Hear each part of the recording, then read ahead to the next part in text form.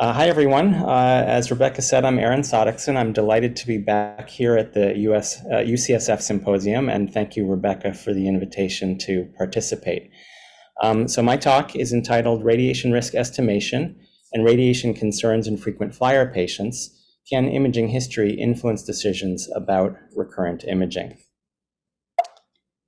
These are my disclosures. These are not relevant to the topic that I'll be speaking about today. And so for objectives, the goal that I have here is to review some of the radiation dose terminology that's commonly used, particularly the meaning of the X-ray tube output metrics, CTDI-vol and DLP. I'll then try to help everyone understand some of the radiation risk models that are commonly used and some factors that impact level of risk at the patient level. We'll explore the contributions of recurrent imaging on cumulative radiation dose and risk in frequently imaged patients. And finally, consider some approaches that we might be able to use to reduce recurrent imaging utilization.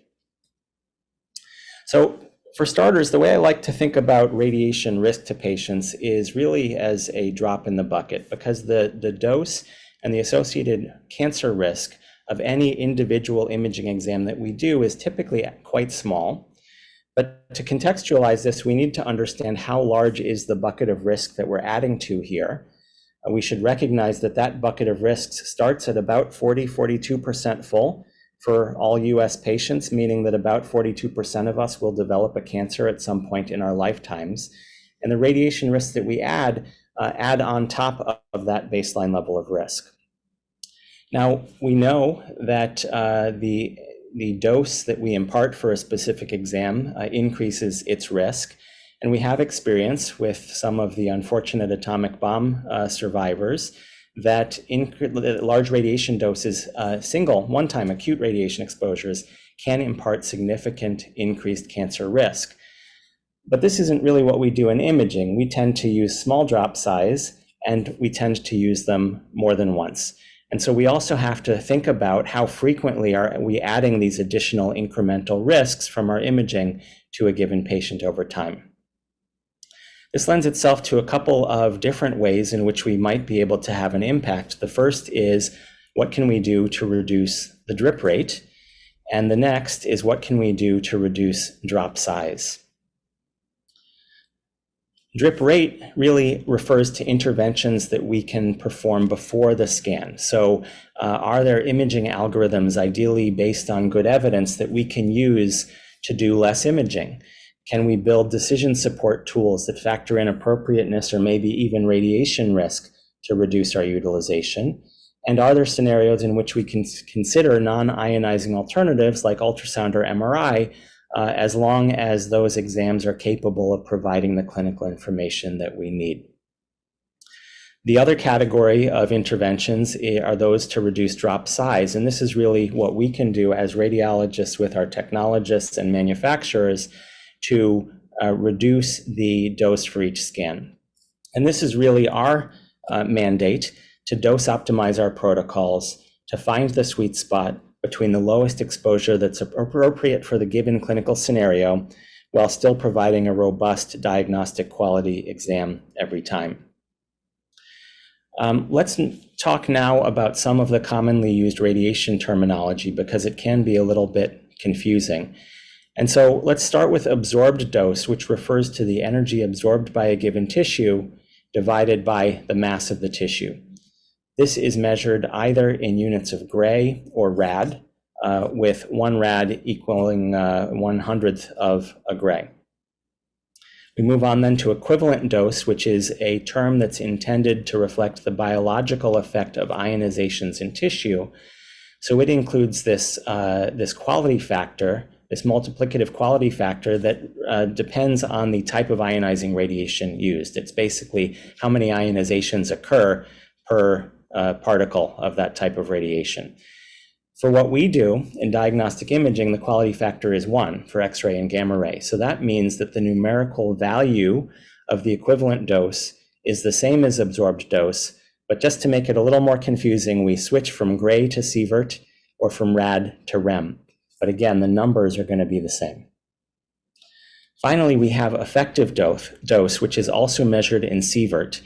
And this is a concept that is intended to represent the whole body uniform equivalent dose that would be required to cause the same overall cancer risk to the patient as a non-uniform or partial body exposure, like what we typically do in all of our imaging. The way this is calculated is to sum each organ's equivalent dose times that organ's relative risk of radiation-induced carcinogenesis. And so this is used as a single number that can be used to compare different exposures, the risks from different exposures really, even if they cover different parts of the body. So I might have 2 millisieverts in the head or 2 millisieverts in the pelvis, same overall cancer risk presumed to the patient, but obviously the organs at risk are very different because they're in completely different anatomic locations. But that's what we mean when we talk about effective dose measured in sievert or millisievert. Let's move on now to the volume CT dose index and the dose length product. These are metrics of X-ray tube output. These are typically measured in these acrylic phantoms. We have a 32 centimeter diameter body phantom or a smaller 16 centimeter head phantom. These have holes drilled in the center and the periphery of the phantom. And basically to calculate these, these scanners are calibrated with measurements where the peripheral and the central measurements are averaged with a geometric correction factor to correct for the pitch of a helical scan. And I should mention these CTDI values are measured by putting one of these pencil ionization chambers into one of these holes, exposing the thing to a certain CT technique and measuring how many ionizations occur. So I like to think of CTDI vol as X-rays per slice or X-ray flux per slice in the patient. At any given location, how many X-rays did I use to create the images that we produced? If we then integrate that over the entire scanned length of the patient, that's where we get the dose length product. So we can take the average CTDI vol throughout the scanned region in the patient, multiply by that length, and that's the dose length product. So you can really think about this as something analogous to the total number of X-rays we needed to use for the entire scan, not just slice by slice. These metrics do not represent patient dose unless your patient happens to be that acrylic phantom, but they're often used to make some estimates of patient dose. And CTDI vol, because it is sort of localized, best correlates with organ dose, whereas dose length product is often used with some conversion factors to try to estimate the overall effective dose to the patient. To show you one example of this correlation, this was a Monte Carlo simulation study. We have patient size along the x-axis.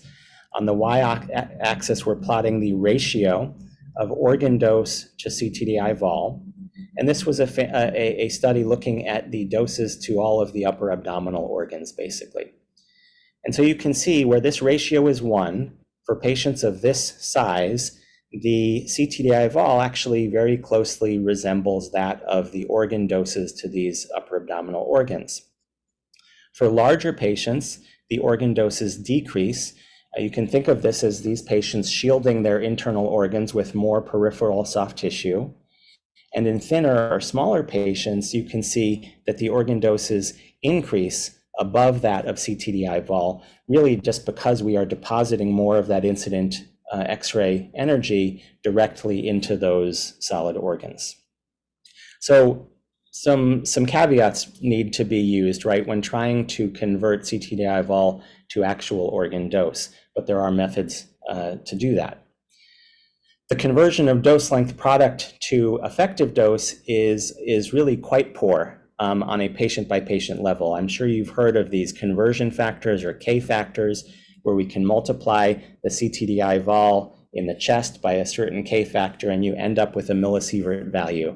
And I just want to make sure that everyone understands that these are very imprecise measurements and were really derived and intended only for use on a large population scale, not for individual patients. If you really want to get to accurate patient-specific dosimetry, you need to do some more involved calculations, ideally starting from organ dose and summing those up to effective dose. Let's move on now to talk about some of what we know about the risks of low-dose ionizing radiation. A lot of this data comes from the survivors of the Hiroshima and Nagasaki atomic bomb blasts. And what you're looking at here is on the x-axis, we have dose ranges for different groups of patients. These patients over to the right got the highest doses. They were the ones closest to the epicenter of the atomic bomb blasts. And as they go into wider and wider concentric rims from that central point of the bomb blast, the dose ranges in those groups get smaller. The red data here are those that show a statistically significant increase in effective relative risk of cancer for that group of patients. And so that's statistical significance in red. In the lower dose ranges, we don't really reach statistical significance. And the challenge is that for us in radiology, most of what we do is down in this lower part of the range. And so the question often comes up, how do we now connect the understood increased cancer risks from higher doses down to what we're doing in the typical radiology range? The most commonly used model here is a linear no threshold model in which we assume that a doubling of radiation dose imparts a doubling of cancer risk. And so we can connect this point down to zero dose and zero excess risk. There are other models that are popular out there that people like to talk about. One of these, D, is the linear threshold model, in which it's assumed that up to a certain point, DNA repair can do its job and can fix some of the mutations caused by radiation-induced damage. Another one that people often talk about is E. This is hormesis, where it's actually felt that low doses of radiation can actually be protective, can be helpful, can stimulate the immune system or DNA repair or whatever it is. And there are some studies that show that broccoli grows a little bit better with a bit of radiation, for example. But we don't really have compelling proof, definitive proof of which of these models is actually correct in the low dose ranges we're talking about. There have been a lot of studies trying to get at this. These are only a few of them. And at least my read of these studies is that they really tend to support a linear no threshold model. They all have somewhat different calculated risks. But typically, to me, are reassuring that we're not really off base with a linear no threshold model. And I think until we can more definitively prove that there's a different model, I think this is a very prudent approach to use these models in thinking about risk to our patients. So this is the most commonly used linear no threshold model, the BEAR-7 model. That stands for Biological Effects of Ionizing Radiation. And what this plots is age at exposure on the x-axis and lifetime attributable risk of cancer on the y-axis. So lifetime attributable risk is an additive risk on top of that baseline 42% cancer risk that I told you about earlier, for how much are we adding to that bucket of risk, essentially. If we look at this line here, this black line is where we have a 10 millisievert exposure. So I picked that because that's ballpark reasonable dose for an abdominal CT, at least on somewhat older equipment or with older techniques. But if we use that kind of exposure, then we can see that for a 32-year-old female or a 19-year-old male getting that exposure, we expect 1 in 1,000 of such patients to develop an excess cancer above baseline. We can see that younger patients have higher risks compared to those crossing points, thought to be due in part to the longer life expectancy with which they can develop a cancer from sort of a multiple mutation kind of model. Also due to the fact that younger patients have inherently more radiation sensitive tissues because their cells are more rapidly dividing. So the cancer risks go up for younger patients for the same exposure. And in converse, older patients have much lower cancer risks, largely because their life expectancy is in many cases not long enough to develop one of these downstream cancers. The other feature that you'll notice here is that female patients have, across the board, higher risks than male patients, and it's really not well understood why this is. This holds true not just in breast tissue, but even in things like lung parenchyma, where the lung cancer risks in women are higher compared to men for the same radiation exposure. So one really crude way to estimate approximate cumulative risk to patients is if you count in packs all of the prior chest and abdomen pelvis CTs that a patient has had, and you divide that number by 10, you get a very crude estimate of lifetime attributable risk. So for example, if I have a patient who has had 60 prior CT scans of the chest or of the abdomen pelvis, that would correlate to about a 6% lifetime attributable risk, excess risk of cancer in that patient. There are a couple of caveats. The first is that 10 millisievert assumption is a bit out of date. Hopefully, most of us have optimized our technique so that we're using less than 10 millisieverts in a typical CT scan of the torso. But the other thing we have to do is because of the variability by age here, we do need to adjust by age. So if we ended up with that 6% number, but it's not a 32%, a 32-year-old female patient, it's a 60-year-old patient, okay, let's drop that number roughly in half to about 3%. The other thing you need to do is consider the anticipated life expectancy, because this curve assumes sort of conventional life expectancies for these patients.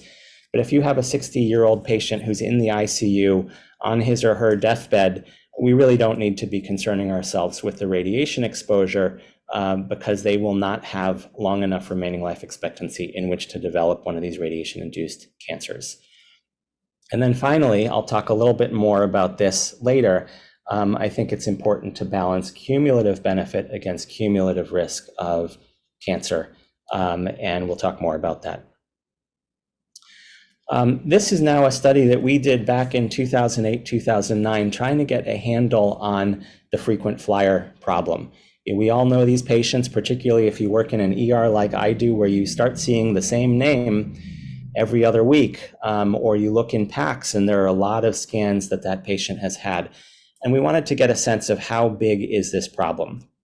So what I'm showing you here now is a survey that we did simply counting how many CT scans had each of our patients had in the 22-year history that we had available to us at that time in our radiology information systems. This is just a histogram looking at number of scans. I'm blowing up here the tail of this distribution so you can see some of the most frequently re-imaged patients. And you can see that about a third of these patients end up having at least 5 CT scans in their record. 5% of these patients had 22 exams or more. And the top percentile in this inset box here had 38 or more exams, with the most frequently imaged patient reaching 132. That gives you a sense of the distribution of repeat imaging for our patients. I have not repeated this study since 2009, but my sense, anecdotally, is that this problem is actually only getting worse, particularly in the ED. We're seeing more and more imaging, lower and lower threshold, more and more marginally or non-indicated studies being performed. So this remains a real problem that we need to address. The next piece of this study that we did is we assigned some pretty rough estimated millisievert dose values to each of the scans in that cohort. These are the numbers we used. These are very high by today's standard, but is typical for what was being done back at that time. And so we basically took each scan, we assigned an effective dose to come up with a crude estimate of cumulative effective dose for each of these patients. And this is what we found. We can see that about 15% of our patients had 100 millisieverts or above cumulatively. 4% of our patients had 250 millisieverts or above. And I don't expect these numbers to mean a whole lot to you, except to remember, if you go back to the atomic bomb survivor data that I showed, somewhere in this range, 100 to 250 millisieverts, is where we know we have a statistically significant increase in cancer risk, at least from a one-time acute exposure. If we then go the next step and we apply the BEAR-7 risk estimation that I showed you earlier, we can come up with estimates of cancer incidence and mortality for these patients that look like these histograms here. This is, I think, the key numbers that I want us to focus on. About 1% of our patients had a lifetime attributable risk of 2.6% or more above baseline. But I actually found a lot of this to be reassuring. It's only 7% of our patients that have cumulative excess cancer risk of 1% or more above baseline. And what this study really taught me is that I think we need to focus our efforts most heavily on the frequent flyer patients, the patients that are coming back over and over for recurrent imaging over time. Those are the patients that are going to get to these higher LAR numbers and the ones that I think we have the best opportunity to intervene on. This was actually one of the patients way back then that got me interested in this topic, because I started to recognize her name in our PACS system. So at the time, she was a 44-year-old woman who had come in for numerous ED visits for flank pain. She had a past medical history that included recurrent pyelonephritis with prior lithotripsy and stone extraction.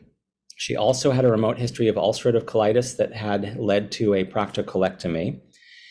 And as I looked at her 20-year imaging history in our hospital records, I found 58 ureter CTs, 10 other abdomen pelvis CTs, 1 head CT, 3 nuclear medicine renal studies for renal function, about 130 x-rays of different types, some fluoro interventions, and 62 ultrasounds, which obviously don't contain ionizing radiation, but I include to give you a sense of the sort of intensity of imaging that this patient stimulated with all of these ED visits. I then went back and I read the reports for each of these CT scans, and I was a little bit distressed to find that one of these scans showed acute obstructive uropathy with a UPJ stone that was actually found after ultrasound demonstrated hydronephrosis. One of these scans showed CT findings of pyelonephritis with a concordant clinical presentation. And as we know, in most cases, pyelonephritis should really be a clinical diagnosis, does not typically require imaging. And then the remainder of those 68 other ureter or abdomen pelvis CTs showed no obstructive uropathy and only incremental interval changes in size and location of her non-obstructing renal stones. So faced with this scenario, you have to think, maybe there's something we could be doing better for this particular patient. If we follow the chain of calculation that I showed you for the broader study, this is what it looks like for this specific patient. In red here, we have our crude estimates of cumulative effective dose based admittedly on the imperfect, average millisievert values per scan that I showed you on the earlier slide, but we get a rough sense of her cumulative effective dose accruing over time. In blue is the corresponding lifetime attributable cancer risk calculations from the BEAR-7 model. And if all of the pieces in this chain of calculation are reasonably accurate, what this means is that we have imparted an excess cancer risk of about 10% over baseline for this patient for what I would argue has been relatively low value, low yield imaging. Some of the discussions that often happen around these sorts of scenarios are, incremental risk versus benefit. So if you think about it, the incremental risk from this 50th scan is very similar to the incremental risk from the same scan. I would argue that we've proven over time that the incremental benefit of these scans has diminished. We're sort of banging our head against the same ineffective wall that we've been doing multiple times before. And so while the risk is fairly the same, the benefit profile of these scans diminishes over time. The other thing that's often discussed is, people will say, well, The risks are small from each of these incremental scans. So as long as an exam is indicated, by definition, the non-zero benefit of that scan exceeds the very small risk of that one scan.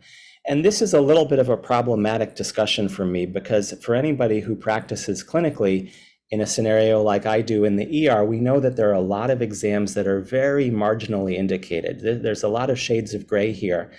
And I think we have to be a little bit more thoughtful than just a binary indicated or not. One of the challenges in the ER and in many other settings is that care decisions are often made in an episodic way. I have great empathy for my emergency medicine colleagues who have a patient in front of them who they've never seen before. They don't typically have time to go and digest the entire 20-year history of that patient to figure out how today fits in that broader landscape. And so the sort of large view, step back, really is a lot easier to do in the primary care setting, for example. But that gets me to the main point here, is I think one of the mistakes that people often make if they do this sort of calculation is they say, wow, 10% excess cancer risk, we shouldn't do today's scan because that number is too high. And I somewhat agree with that, but it's also unfair to weigh cumulative risk from all of the historical scans against potential incremental benefit from today. So we need to ideally think about cumulative benefit versus cumulative risk of imaging to try to titrate what's appropriate for the patient. And this is not an easy mental exercise to do. The good news is that if we can come up with some interventions, we can actually substantially improve the situation. If we take that same patient that I showed you on the last slide, and we extrapolate out at the same rate of imaging, the same accrued cumulative dose over time, and we can calculate the excess risk that's accumulated over time, we can see we get to some pretty astounding numbers of increased cancer risk for a low yield imaging strategy. If we can cut her imaging in half, or to a quarter of what we had been doing before, we can really effectively flatten these curves. And the same thing can be done, by the way, if we reduce drop size through some of our interventions to use our technology to its best radiation dose reduction potential. So let's come back now to where I started. What can we do about this scenario? Well, drip rate and drop size. Tomorrow, I'll be giving you a talk about the drop size problem. What can we do to dose optimize our protocols and perform each of these scans at lower dose with lower associated cancer risk? But in the rest of today's talk, I want to dig in a little bit more on what we can do before the scan. How can we reduce CT utilization? I guess the first question is, when does it really matter? To me, again, I like to think about this really with a real focus on the frequent flyer patients, and think about chronic conditions or recurrent clinical scenarios that prompt repeat imaging. I'm also most interested in aggressively addressing those patients with a long remaining life expectancy for the reasons that we talked about, because the lifetime attributable risk of cancer is greater for those patients. The other thing we need to think about is, what do we need to avoid a CT today? And the main thing we need is provider comfort to avoid that CT. And it's not just the provider today, but we need to think about the whole episode of care, because I can easily stop doing CT scans in the ED, but if they're just going to be done the next day as an inpatient, I haven't accomplished anything. So we really need to think about all of the providers involved in care. How can we answer the clinical questions that are needed with less CT imaging? We absolutely can offer alternative imaging options if they're appropriate for the condition. We don't want to defer CT to an MRI if MRI can't answer the question, right? But if we have an imaging modality available to us that is accessible and can provide the same information, then absolutely that's an option. We can build in clinical decision rules. The challenge here is that there are actually very few scenarios that have well-validated clinical decision rules to help guide whether or not imaging is appropriate. The poster child for this is PECT. We have Wells criteria, we have PERC criteria, all sorts of others for when we can avoid PECT. And also there have been a number of rules developed for head and C-spine trauma. If we have rules like that, we can implement decision support tools to bring this information to the point of care at the time of order entry and hopefully impact some of these decisions. In the absence of good evidence about the best imaging approach, we have to rely instead on established consensus imaging algorithms, either from society guidelines or from local consensus processes for how we best image certain defined clinical scenarios. So let's talk about a few of these. The patient I showed you earlier, recurrent renal colic, coming back over and over again for that ureter CT. One of the big questions is when and how to image. And Rebecca and her team have certainly done a lot of great work on the use of ultrasound in imaging these patients. One of the interventions that we built at our place, specifically designed for patients getting recurrent renal colic imaging, was to stratify patients into those with infection concern who go straight to CT and potentially urology consult, or patients who do not have signs of infection. And in those patients, the goal was to avoid CT, to try symptomatic treatment. If patients have adequate symptom control to be discharged, they can go home without any imaging. If they fail symptomatic treatment, only image them at that point. One of the challenges with this algorithm is what I mentioned before. While we could implement this in the ED, it was not uncommon that the urologists a day or a week later would still want that CT scan to happen. Another scenario that comes up is recurrent thromboembolic disease, either PE or DVT, where we see patients coming and getting PECT multiple times, in part because they've had this diagnosis in the past and they're at higher risk for recurrence. Well, one possibility is we can think about doing lower extremity ultrasound in these patients. If we find clot in the legs, do we really need to re-image the chest by CT? I would argue no, unless the patient is really in an extreme clinical situation where we might need to consider thrombectomy or thrombolysis to remove a very large clot burden in the lungs. Pediatric hydrocephalus is a nice use case. MRI is great when it's feasible. We can also consider doing a drastically reduced CT scan that's really not designed for subtle parenchymal changes, but is very easily can show us differences, overall differences in ventricular size. Inflammatory bowel disease is another chronic condition that we image patients over and over for, particularly young patients. MRI is great for this, though it's not always easy to get in a rapid time frame in the ED setting. And finally, we have cancer patients who frequently get recurrent imaging over time as part of protocol restaging, surveillance imaging. We can either consider MRI as an alternative surveillance strategy.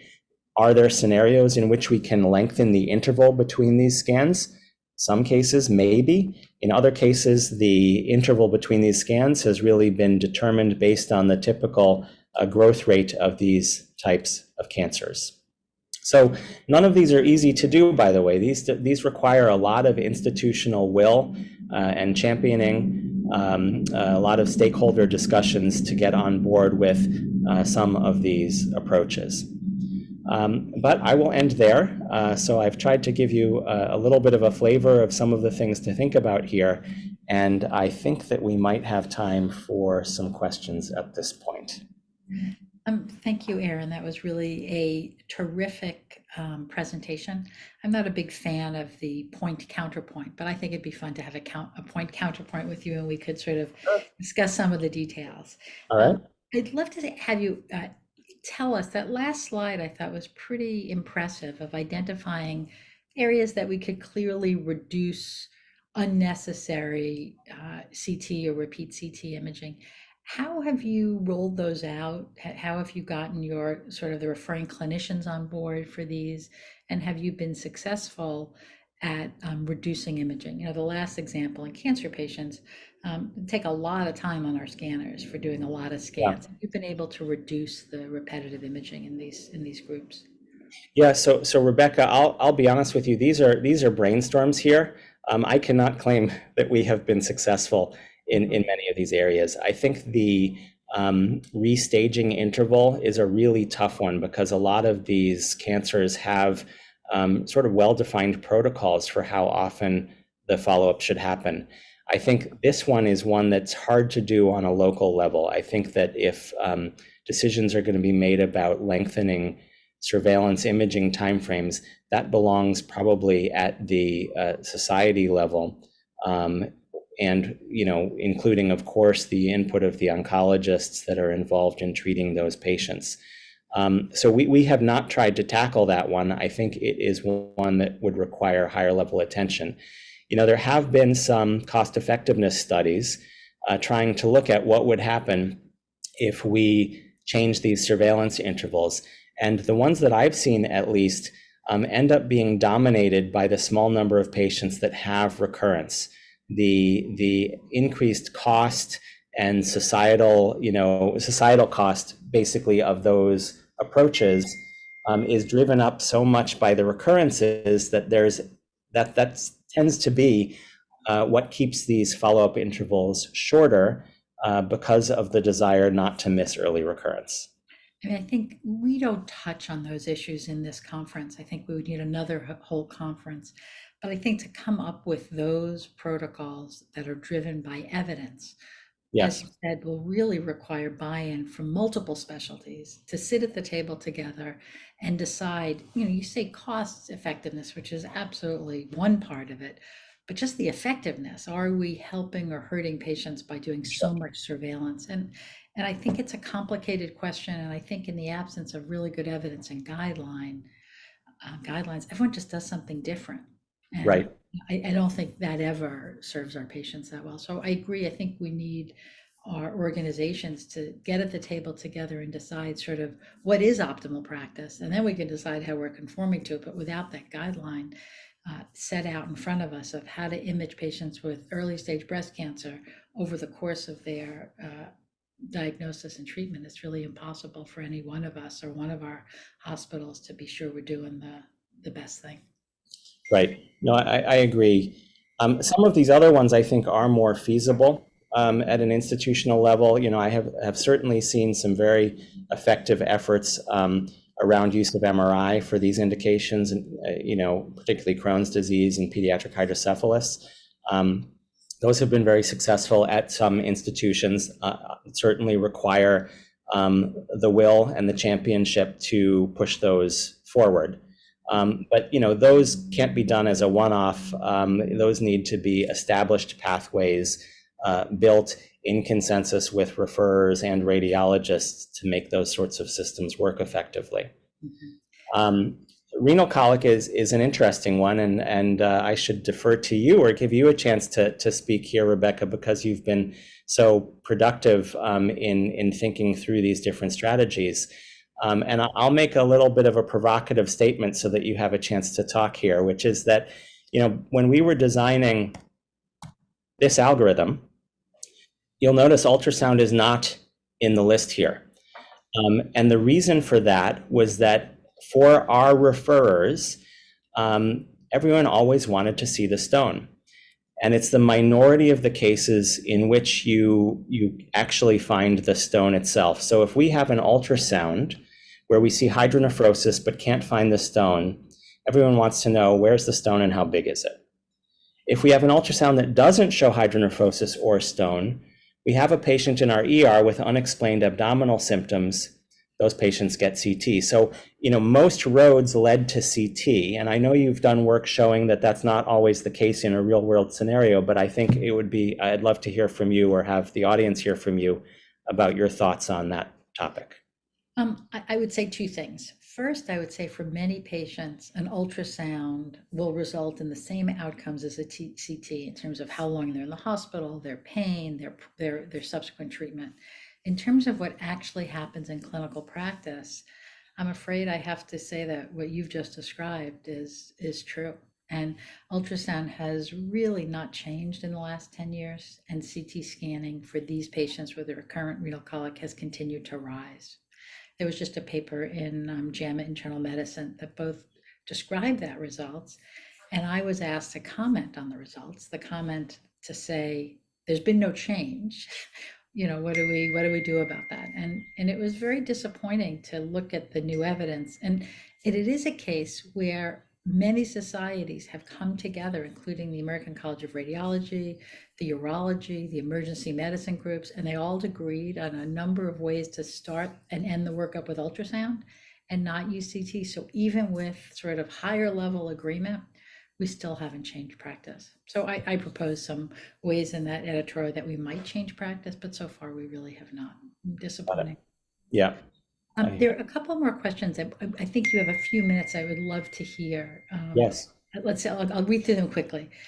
Could you advise any method or advice to time effectively generate a report on the patient's cumulative dose and cancer risk without the availability of a dose monitoring software? Not without dose monitoring software. I think the methods that I put here are very, very, the rule of thumb, divide number of scans by 10. That is a very imprecise measurement and not remotely close enough to being accurate enough to report that information. The dose monitoring software, you can get there, but you have to be careful about how you do it. I hate the DLP times K factor conversion for patient-specific dose. It is simply incredibly inaccurate. So what you would really need is dose monitoring software that can actually calculate organ doses, multiply by, organ-specific cancer risk to come up with an overall effective dose. The other thing that I'll say, though, is years ago, when we did that study and with a subsequent grant that we did building radiation dose monitoring software before it had become so commonplace, is my idea was exactly that. I want to be able, when somebody orders an exam, to be able to say, this patient has had this many prior scans, cumulative dose is this, and estimated cumulative risk is this. Do you want to proceed with imaging? That was the whole point of my grant. But once we built the tools to do that, we shopped this around with primary care docs and others, and everybody had no idea how to contextualize that information in their decision-making process. Fairly so, because for the reason that I said, because you can't fairly compare or weigh cumulative risk against incremental benefit or potential incremental benefit. So it makes for a very hard decision process. And I don't actually recommend that we do this on a patient by patient level. I think all of the information that you can convey from that, you can probably also convey by just saying, do you realize your patient has had 20 prior CT scans in the last 3 years? Are we making a difference? Has something fundamentally changed that we might expect a different outcome from the previous scans? I don't think we actually need the dose and the risk calculations to do that for patient care. I fully agree with you on that. I would disagree about the conversion coefficients, and I will send you our recent one publication is just out that shows the conversion coefficients are pretty darn good. Right. I will give you not perfect, but certainly good enough for this. There are a bunch of questions, and I hope, Aaron, you can answer them. I see them here as well. Yeah. Fantastic. And I think everyone, I hope, can see the answers. I'll have to check on that. So, because the questions are really great. So the first was, do you have any protocols in place to assess prior history of imaging before making imaging decisions? How do you do that in an ER?